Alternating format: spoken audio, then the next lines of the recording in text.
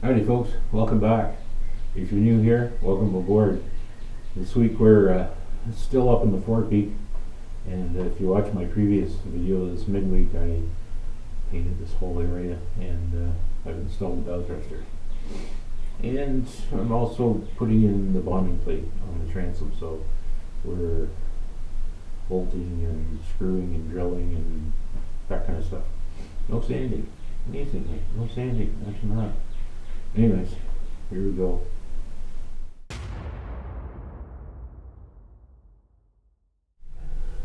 This is one of the jobs I've been waiting for years.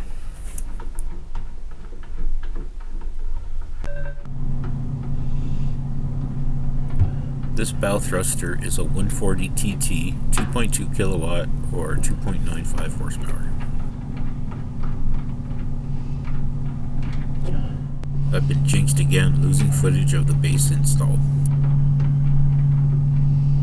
The lower unit was installed through the tunnel earlier.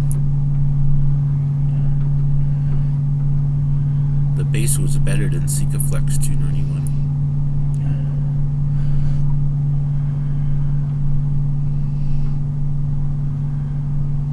I had issues with the bolts lining up, although they fit perfectly in dry fit, 50 trips up and down the stairs.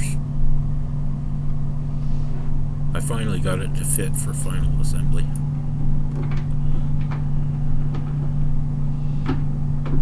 These bolts get a little blue Loctite, although I'm using the Permatex version as per instruction.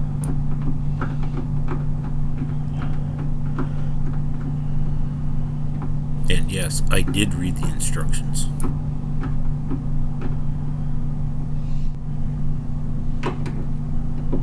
Just snugging up these bolts before I tighten them. Not the first time I've dropped tools in the bilge. Dough.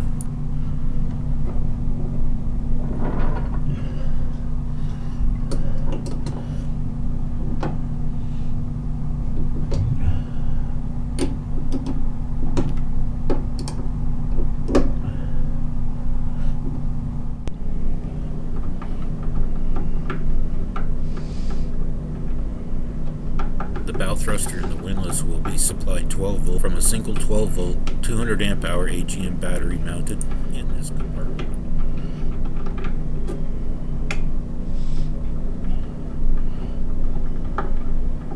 All the electrical equipment for both will be installed in here as well, shorter cable runs, etc.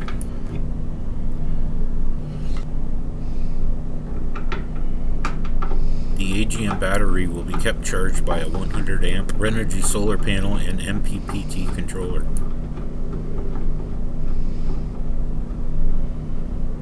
These electrics will be totally separate from the main house and starting batteries and their associated charging and distribution wiring.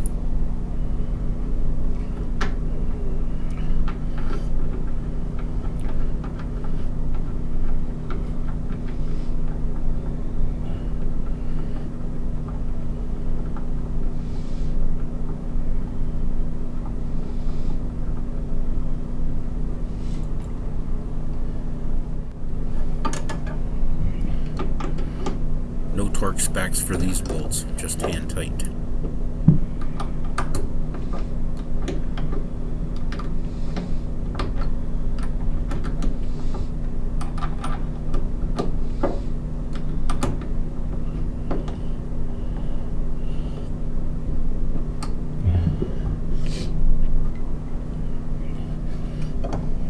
Yes, I'm still suffering from chronic sinus issues. Lori and I eloped to Niagara Falls this past weekend, and my sinuses were clear being away from the cats.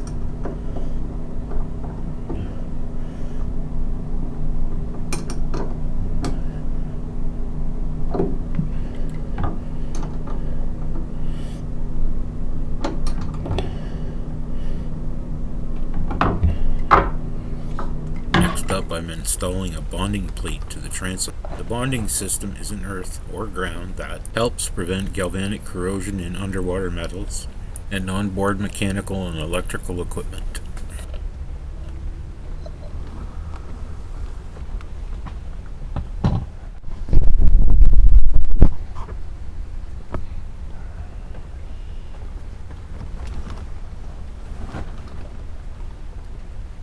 just using my Mark 1 eyeball to get it lined up.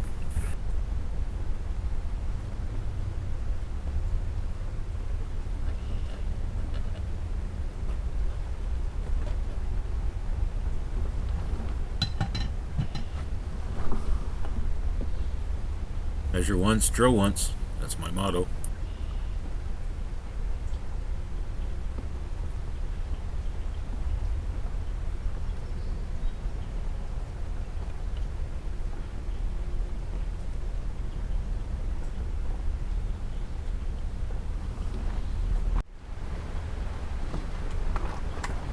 I'm using a drill guide here to ensure that the holes are straight, given the transom has about an 8-degree slant aft.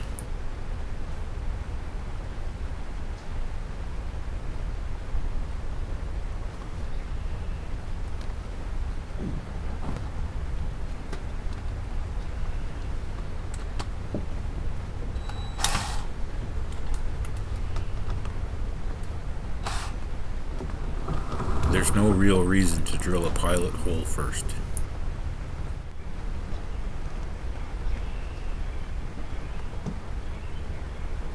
Again, Mark 1 eyeball to get the bit lined up.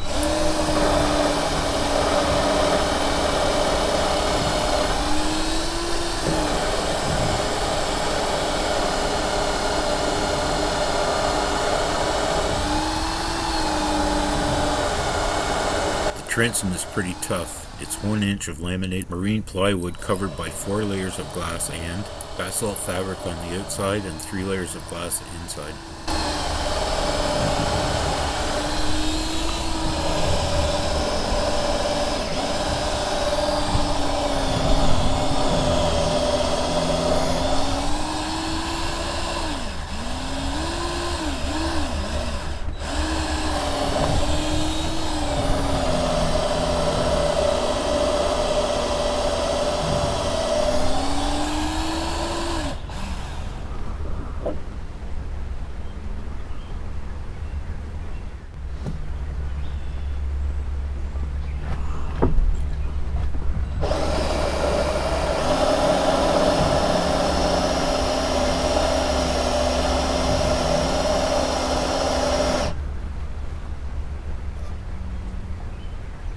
Uh-oh, she's smoking now.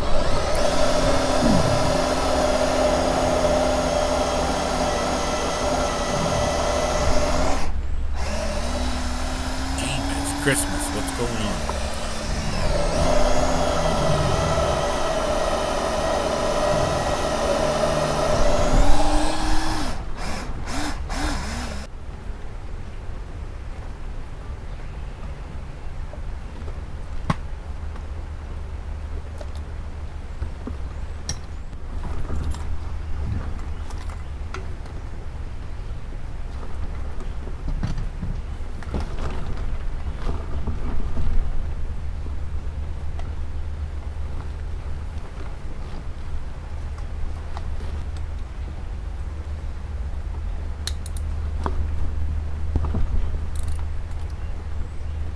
Give it to me, big boy. I can take it.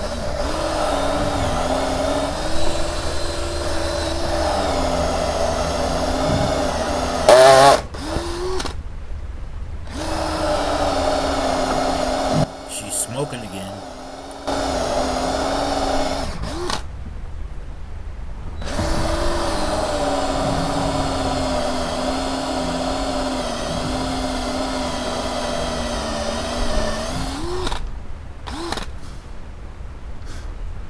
Make sure you're fully caffeinated before attempting.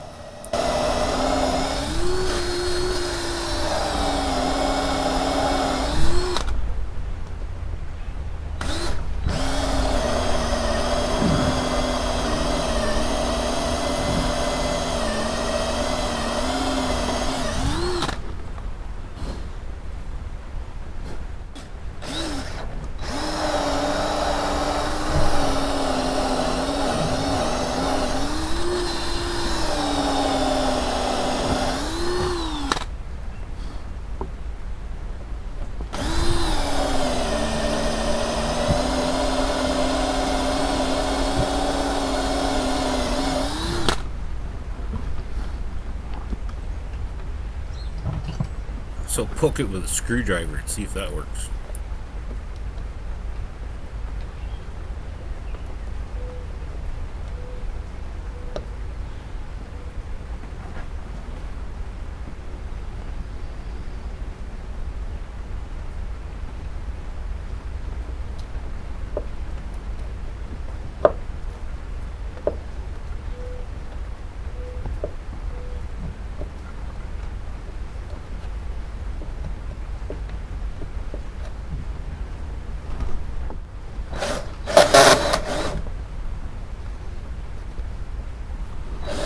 Nope, not gonna work.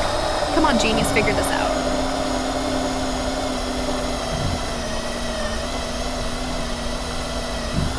Lack of caffeine, that's my excuse.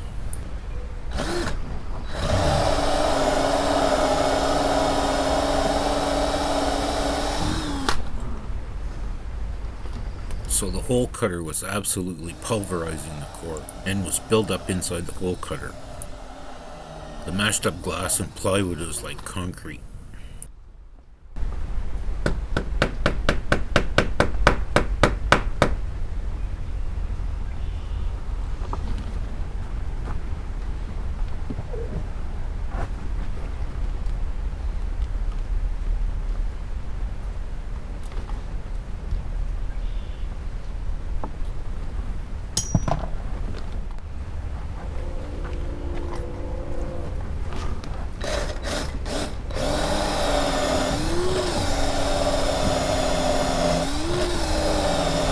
Bingo, we have a winner.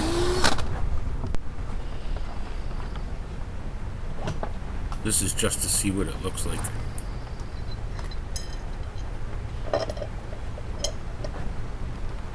I could fill the holes with thickened epoxy and re-drill like I did with the Seacock installation. But I use a slightly different technique. I line the holes with ABS pipe bedded with thickened epoxy.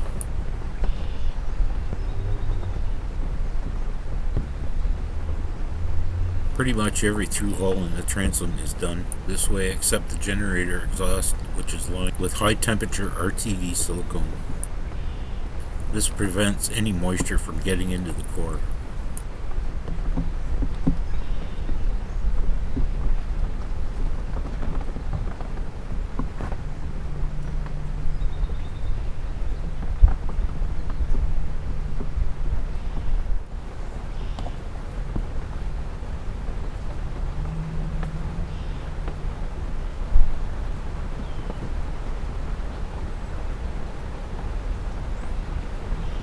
This thickened epoxy is microspheres and silica. I always use microspheres below the waterline.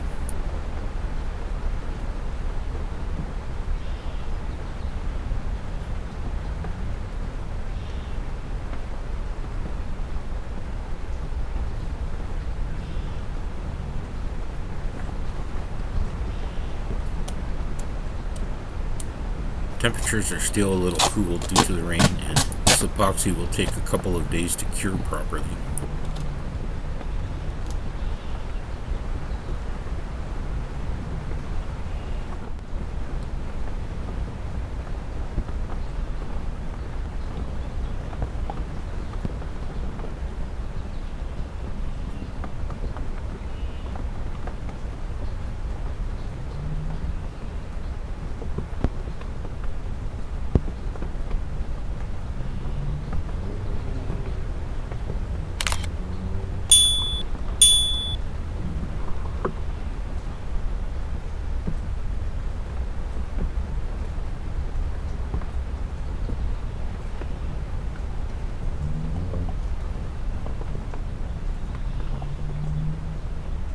That's it for this week, folks. Thank you for hanging in.